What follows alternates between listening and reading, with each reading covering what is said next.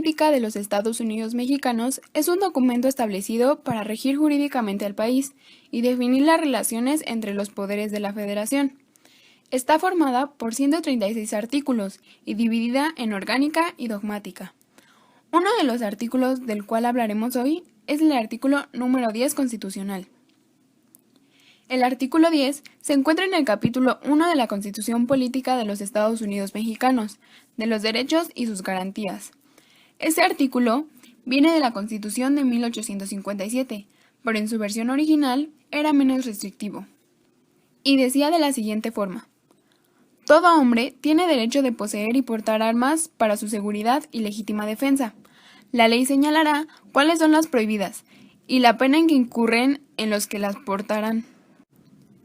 Y debido a su única reforma presentada el día 28 de diciembre de 1967, este cambió y quedó conceptualizada de la siguiente forma: los habitantes de los Estados Unidos Mexicanos tienen derecho a poseer armas en su domicilio, para su seguridad y legítima defensa, con excepción de las prohibidas por la ley federal y de las reservadas para el uso exclusivo del Ejército, Armada, Fuerza Aérea y Guardia Nacional.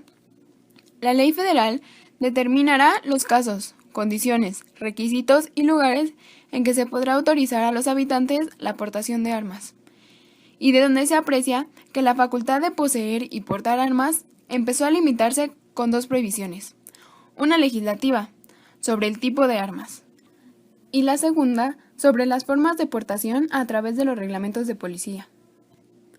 Se ha definido como domicilio, tanto en la ley secundaria como en la jurisprudencia, el lugar en donde se vive, es decir, donde se habita. Este artículo forma parte del proyecto constitucional del primer jefe del Ejército Constitucionalista, que fue presentado por Venustiano Carranza el día 6 de diciembre de 1976.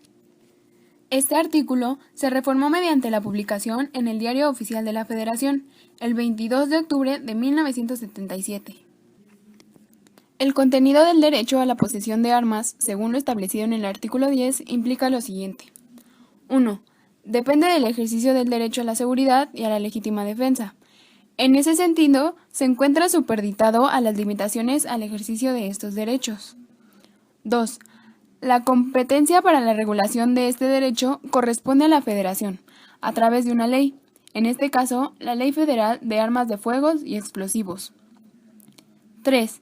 Bajo ninguna circunstancia se permite la posesión de armas prohibidas, así como las armas de uso exclusivo de Fuerzas Armadas.